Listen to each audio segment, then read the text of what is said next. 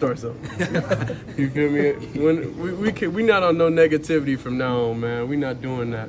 I'm just here to be positive, and I don't speak on anything negative, you know. So that's the new wave. That's what we going forward with. Anything negative, we not talking about it. We not speaking on it. I wonder, Ryan, if a parting of ways should be in consideration. And I say that, by the way, not judging the Browns for the decision. That's entirely a football move. Yeah, I think whatever Kevin Stefanski says is fair because it's Kevin Stefanski's team and it's his process. I also think it's extremely obvious that Kevin Stefanski doesn't mess with Shedeur Sanders the way the outside public believes that he should. When you think about this process, it feels that Kevin Stefanski wasn't ready to draft Shedeur Sanders, and then upon drafting him, he didn't put a plan in place to handle the person. You have to understand with Shedeur Sanders is going to come more media attention, more scrutiny. He's going to be treated unlike anything else in that locker room or anything else we see in the league based on his position. A rookie quarterback who's been scrutinized since the moment he stepped into the league. But this time, the criticism isn't aimed at Shedeur's arm or leadership. It's pointed at the people around him, the ones meant to guide him, protect him, and elevate him. And as Ryan Clark laid out on First Take, it's starting to look like Kevin Stefanski never believed in him from day one. I'm going to say this straight up. Kevin Stefanski never really messed with Shedeur Sanders from the start. Stephen A. leaned in. Dan Orlovsky's eyebrows shot up, surprised by how far Ryan was willing to go. Then Ryan doubled down. And Shedeur Sanders is right there starving and waiting for an opportunity. So I looked at it like that, and I just said to myself, okay, but that's how it goes. You know, Joe Flacco's a veteran. You know, Kevin Stefanski, you know, knows what he's doing as a coach, etc. But then something like this happens. We're supposed to sit here and believe that Bailey Zappe is a guy that's the QB2 on this squad. Really, that's what we're doing now. I just find that to be a bit fishy. And so, you know, Dillon Gabriel obviously is your QB1. He's a guy that has earned the opportunity to do that. Mina pointed out last week accurately so. He had a better performance in the preseason than Shedeur Sanders did. I get that part. Shedeur Sanders played well, albeit against Carolina. This kid came into Cleveland with the hype, with the pedigree, and yeah, with the name. But what he didn't come in with was a coach who actually wanted him. Stefanski didn't want him drafted. That was a front office move. And when that happens, it's already a setup. You can tell by how they've handled him since day one. Those words hit because they echoed what a lot of fans were already whispering. All preseason, Shedeur Sanders looked calm, precise, and composed in every rep. Reporters praised his field vision and poise under pressure. Yet even after multiple promising showings, he stayed buried behind names no one expected to see holding QB2, including Bailey Zappe. That's when the confusion kicked in. Why wasn't one of the most naturally gifted rookie passers getting second-string reps? Ryan connected the dots. This ain't about competition, he said. This is about politics. Stefanski's trying to control a locker room that's already shaky. And the easiest way to do that? Keep the spotlight away from the one player who naturally attracts it. He meant Shedeur's presence. From Colorado under Deion Sanders, Shedeur wasn't just a quarterback, he was a brand, a symbol of a new kind of athlete who understands the business and the game. His name alone brings cameras, and that spotlight can make some coaches uneasy, especially those who prefer quiet systems and predictable hierarchies. Kevin Stefanski is exactly that type of coach. Stephen A. poured gasoline on the conversation. Ryan, I agree with you, brother. You look at how Stefanski runs this team, he's methodical, he's careful, sometimes too careful.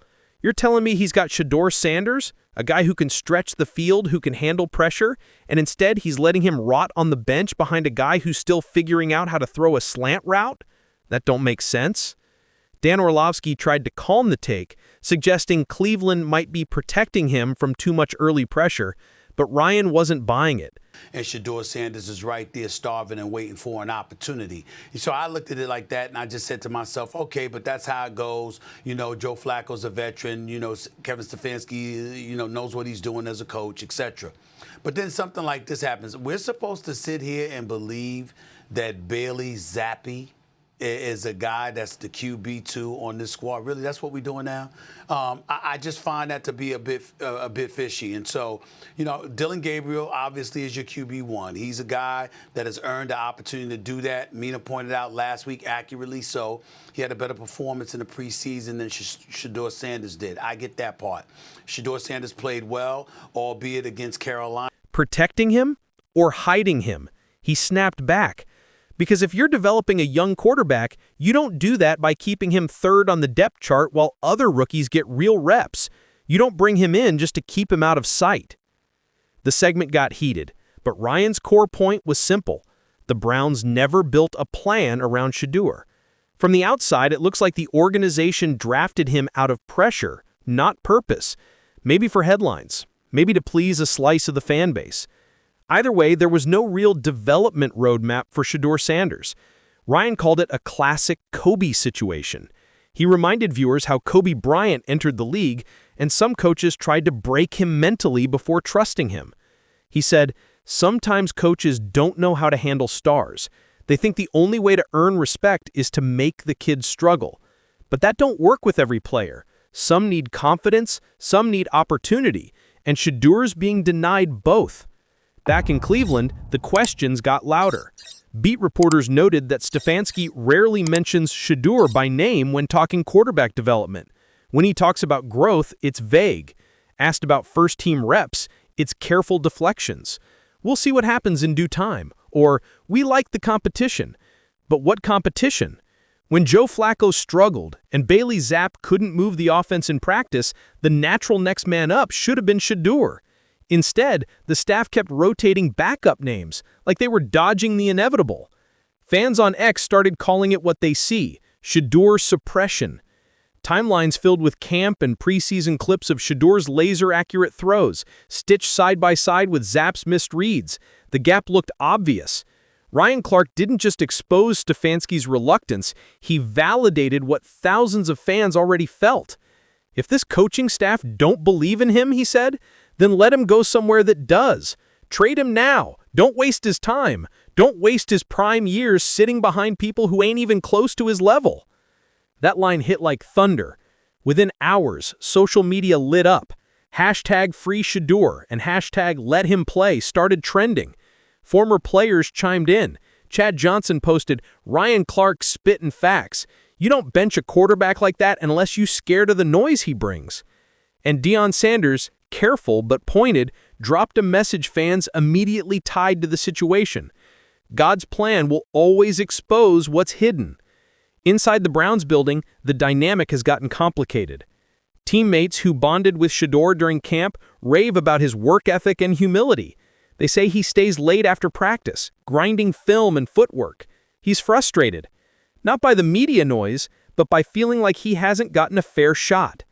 A source close to the team told local reporters, "Shedeur's not asking for a crown. He's asking for reps." Meanwhile, the coaching staff keeps downplaying it as normal competition. But even internally, whispers say Stefanski's approach could backfire. One insider put it plainly, if Stefanski doesn't handle this right, he might lose the locker room.